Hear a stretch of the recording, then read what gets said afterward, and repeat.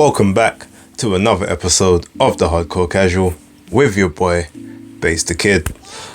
Again, as always, please like and subscribe, share with a friend, an associate, a relative, a colleague, enemy, even if it might be a bit too good for an enemy, but share it with whoever, I don't mind. I appreciate all the views. Actually going to be a bit of a quicker one. Going to talk about just several things that have happened over the last week. Very quick thoughts on them. I'm trying to keep this one under 12 minutes if I can. Got some other stuff to do. So without further ado, let's get into it. So earlier this week, it was reported that the undisputed fight between Alexander Usyk and Tyson Fury would likely be taking place around about the 29th of April.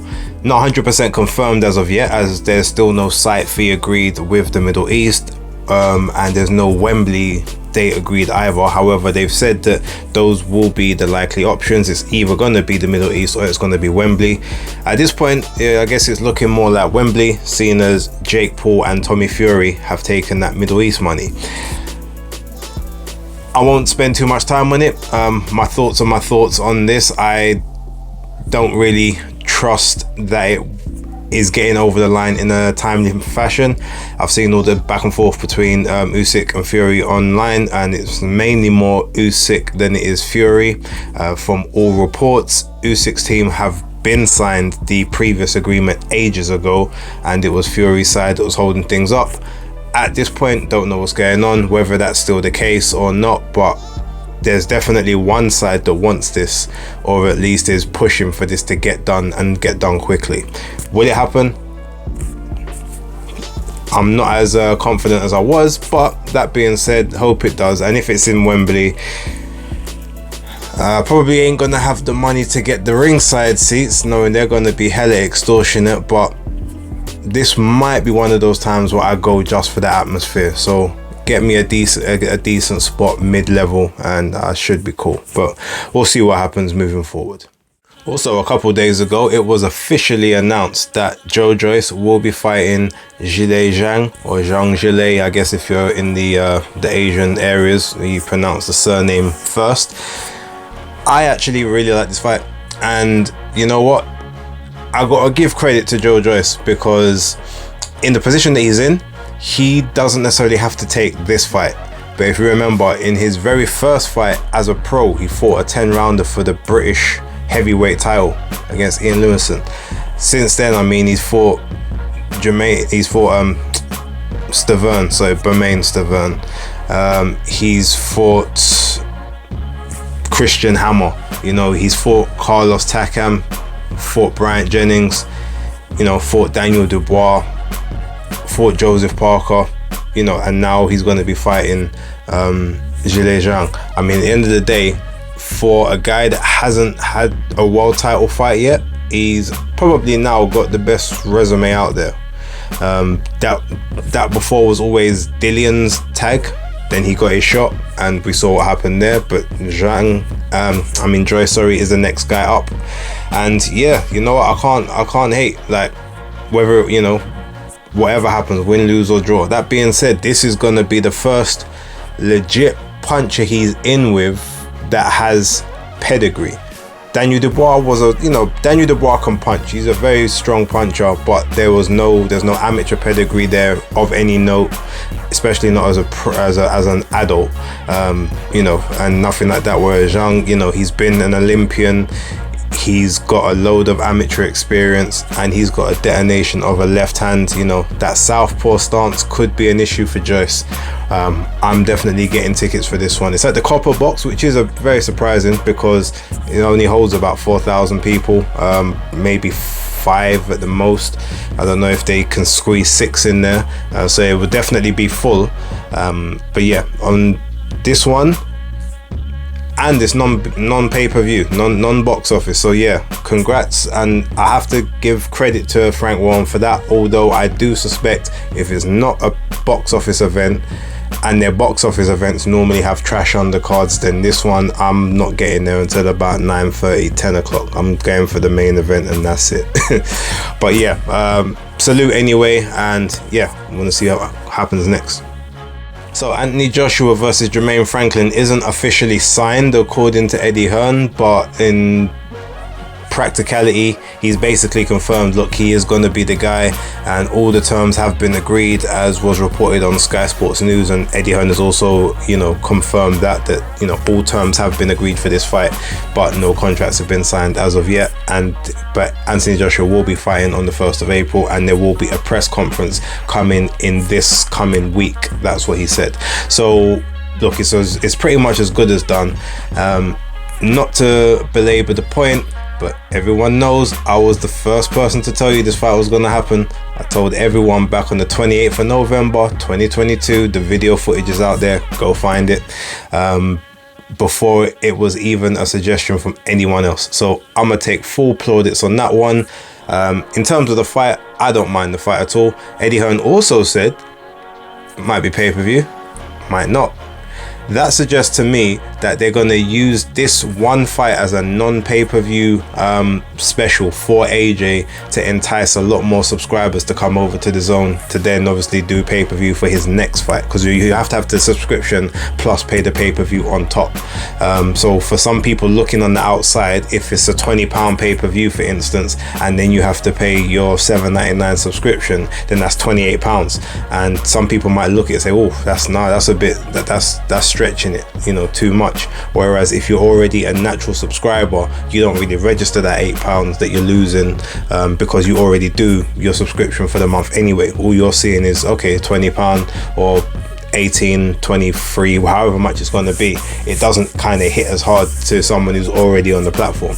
So if that is the case, that's a very smart move, messing with the mind. It's a bit like when some people used to be like, they would pay £100 for something, but then when you had to pay $3.99 for shipping, wait, hold on a minute, $3.99, relax. Whereas, you might pay £150 for something, but the shipping's free. Okay, yeah, that one makes sense. I think it's the same type of play. So yeah, let's see how it transpires. But all in all, I ain't got a problem with the fight. I'm gonna enjoy it, and potentially if I can get to 2 events that month, which will be difficult as I got a very, very expensive holiday coming up in May, I will definitely be at that one as well.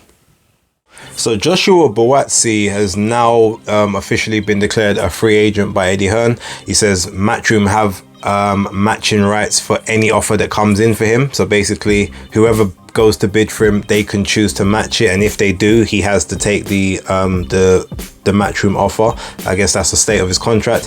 His contract ran out. I don't know necessarily if there was a fight that was supposed to be left on it, but there was a time obviously within that period and it had elapsed.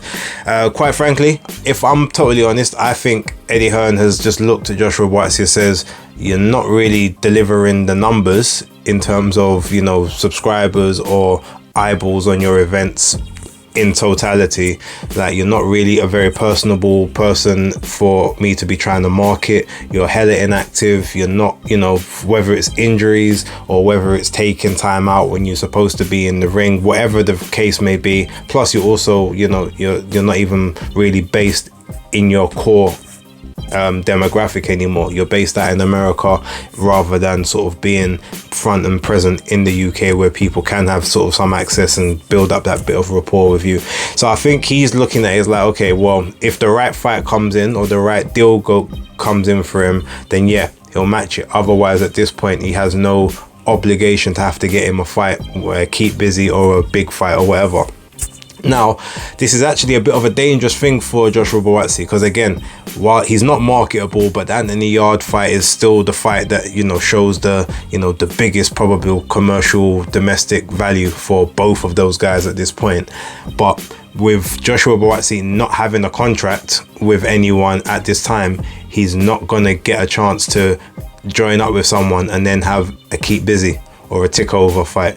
So the next fight he has is gonna have to be a big one, and that may actually work in the promoter's favors, because he's gonna be almost held to ransom, because you don't have the benefit of sort of a tune up or a stay ready without that contract. And if Matchroom decide to match the offer you're given, then they get the rights on who you fight next. Same with Frank Warren. If he decides to go in there, he's only going to put you in there for the Yard fight because Yard's his guy. Boxer, I mean, look, they got a couple light heavies. Their guy that they're really looking at is Ben Whittaker, realistically, but they got Dan Aziz, who's pretty much got everything. You might end up being the golden boy over there, to be fair, but again, Ben is also saying now he's realizing that they can't just overpay for people the way they were before, and they've got a stable that they're happy with. So do you really want to have too many people just on your books for the sake of it? He said that in the interview, so that's very telling. So Boatsi's going to be in a very interesting position moving forward. It will be interesting to see what happens next, but definitely I think all this means is that regardless, his next fight is not going to be a gimme, or it's definitely going to be a 50-50, a 60-40 type affair, and I'm all here for it, to be honest. Time to get a move on. And it's officially been announced by both sides that Lawrence Okolie has split with Shane McGuigan as his trainer, and will now, I believe, be trained by Javon Sugar Hill, although that hasn't been fully confirmed yet. But Sugar Hill is in camp with him at the moment, helping him with some bits and pieces. So it may just be a one fight thing until he sort of sets up his own schedule, or this could be the move moving forward. Now, both of them have been very amicable, said, look, it was nothing to do with issues in the camp or issues between the two. It's just scheduling. Lawrence, I think, has given up residency in the UK, so now lives full-time in Dubai. I guess that's where he wants to be. Shane McGuigan obviously isn't going to travel out there with the extensive stable that he does have, and I guess Lawrence isn't prepared to sort of come back to the UK to do those camps. I mean, look, it works out, and to be totally honest, it kind of made sense. But I always said before, I didn't see that them two lasting long term, purely because there was other cruiserweights in the stable. Yeah, they weren't at his level at that point, but there's always a potential. And then obviously you move up to heavyweight, and then you've got a heavyweight in the stable as well that is supposed to be at the world level or thereabouts. So it's always weird. You'd never really have two guys in the same, sort of in the same standings within the same camp. And I guess Lawrence just thought, you know what, better I move, because it's I'm gonna have to be looking at these guys as rivals at some point. So it makes total sense. The Sugar Hill thing, that might actually be good, because it might actually mean that Lawrence starts to properly set things up, get a little bit of that Kronk style in his delivery system. It could work out well, so I'm here for it, and we'll see what happens from the David Light fight and beyond, I suppose. Okay, it hasn't officially been announced, but all rumors are kind of speculating that the WBC's clean boxing program, Mauricio Suleiman, will be clearing Conor Benn of any wrongdoing with regards to the failed tests that happened through the VADA testing back last year. I think it was June was the first one, and then September was the second one, I believe, or was it August? One or the other. I haven't really got much to say about it. Like the British Board of Control, look, they're not great at the best of times. So some of the frustrations that Eddie Hearn put out in a recent interview kind of makes sense to me, as opposed to how long they took to do their process and how much money they allowed to be spent before making their ruling. I don't know UCAD. I don't know necessarily how UCAD end up being a necessary part of this, because it wasn't UCAD tests, and I guess even if you say it's under UCAD rules, all the UCAD tests were passed. So I don't know if they've got the jurisdiction necessarily to rule over this, but if that's the case, if all that stuff needs to be done after whatever this document goes to WBC happens, cool. I'm a bit over it, but I do just want to hear what's happening and see what's going to take place. And ultimately, he doesn't even need a British Boxing Board of Control license to fight in the UK. So if he decides not to renew that, I mean, it's not going to look great, but it is what it is. Yeah, move on. And last but not least, Kell Brook came out of a statement a couple of days ago on Twitter, I believe it was, or it might have been Instagram, one or the other. Basically, just saying, look, he apologizes for letting a bunch of people down, you know, with regards to the video that came out of him, you know, snorting a white substance off of a table, which was filmed by a quote-unquote friend of his. Now, I had heard a rumor initially that that video was actually from like 2014, and it was, you know, it was a staged video. There was nothing to it, so I kind of, you know, circulated that to a couple of my friends and associates within sort of a boxing channel, just saying apparently that's what I've heard. But him coming out disproves that, so I take full I retract anything I did say, you know, rubbishing whether it was real or not. Take full ownership. Yep, I was wrong. Kel's come out, said he's wrong, said he's struggling. I feel for him. At the end of the day, I don't do drugs. I don't associate knowingly with people that do on a regular basis, but I do know people that have done all sorts of, you know, recreational drugs, and ultimately, to me, it doesn't matter at this point because he's not an active fighter. So whatever he does in his private life at this point, he's not going to get popped by any, you know, any UCADs or VADAs or USADAs if he was to go to America, or WADA or anything else. So, you know what, like, I hope if it's a case of he needs to get certain help, then I hope he gets the help that he needs. That is the most important thing. He said he's been struggling, obviously being outside the limelight. I can imagine that, you know, you get a certain rush and you get a certain buzz when you're in front of those people. You want that, but then also without the regular training, knowing that you're building towards something, you might lose motivation. You might lose a bit of, you know, sort of a bit of yourself and the identity. I kind of get that. I've had that before in different instances, more so with a lot of the music when I was doing back in the day. Yeah, it's difficult. So I feel for him. I hope he gets all the help he needs, and I hope people kind of just leave him be, because again, he's not an active fighter, so this isn't anything about, you know, setting a bad example or, you know, going to fail a test before a fight or anything. He's not in any negotiations at this moment in time, and then if he is, provided he comes into the ring, you know, having taken those tests, be clean, no issues. So yeah, Kel, get well.